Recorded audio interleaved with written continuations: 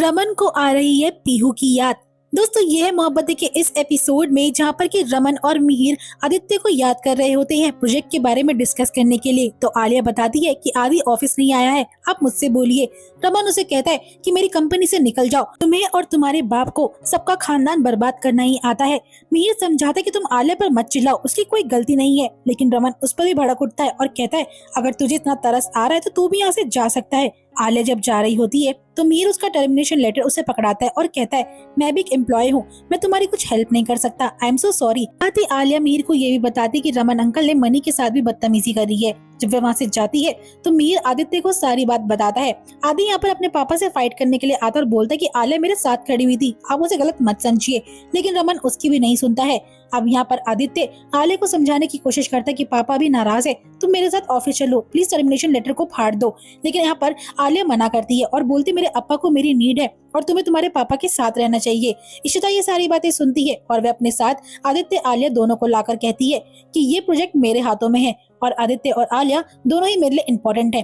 तो यहाँ पर रमन तुम्हारी रिस्पॉन्सिबिलिटी नहीं है आलिया को निकालने की, समझ आई। और रमन बोलता है कि तुम मेरे खिलाफ जाओगी इस लड़के के लिए। लेकिन यहाँ पर इशिता समझाती है कि इस टाइम हमें काम के बारे में सोचना चाहिए, बहुत क्रूशियल स्टेज चल रहा है, प्लीज पर्सनल मैटर को दूर रखो। लेकिन रमन साफ वार्निंग दे देता है कि ऑफिस में तुम्हें जो करना है तुम कर सकती हो, लेकिन बाहर सब चीजों में मेरी ही चलेगी। और रमन वहाँ से निकल पड़ता है।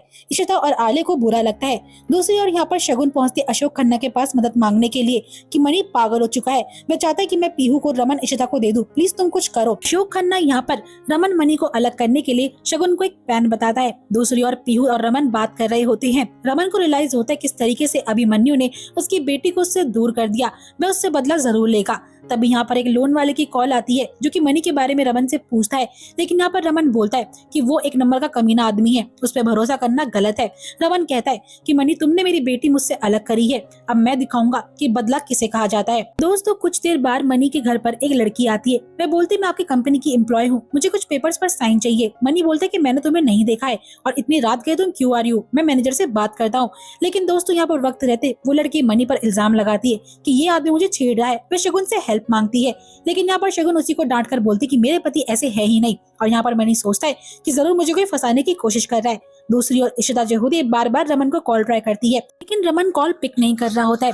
आदित्य और आलिया कहते हैं कि आप फिक्र मत कीजिए, हम आपके साथ हैं। अब दोनों को एक पार्टी में जाना तो इशिता बोलती कि तुम दोनों पार्टी एंजॉय करो, रमन को मैं देख लूंगी, तुम दोनों अपनी पार्टी खराब मत करो, वैसे तुम दोनों ने बहुत कुछ फेस करा है। जैसे इशिता घर पहुंचती है तो रमन वहाँ पर बड़े ही शराब के नशे में आता है। इशिता उसे संभालने की कोशिश करती है लेकिन रमन उस पर ही चिल्लाकर बोलता है कि ऑफिस के बाहर सिर्फ मेरी चलेगी, तुम कौन होती हो मुझे रोकने वाली। तभी यहाँ पर रूही बताती है कि मैं पीहू के लिए एक वीडियो बना रही हूँ, आप प्लीज दोनों लड़िए मत। अब यहाँ पर रमन इमोशनल होता है और वॉशरूम में जाता है, अपने मुंह हाथ धोता है, अच्छे से रेडी होता है ताकि वह पीहू के लिए एक अच्छी सी मेमोरी वीडियो रिक्रिएट कर सके। इशिता ये सब देख रही होती है, उसे रमन पर बहुत तरस आ रहा होता है किस तरीके से वह अपनी पीहू के लिए इतना तड़प रहा है।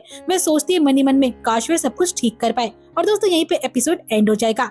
आई होप आपको आज की वीडियो पसंद आई होगी। दोस्तों वीडियो अच्छी लगी तो वीडियो को लाइक शेयर करना मत भूलेगा एंड नेक्स्ट अपडेट के लिए हमारे चैनल को सब्सक्राइब जरूर करिए।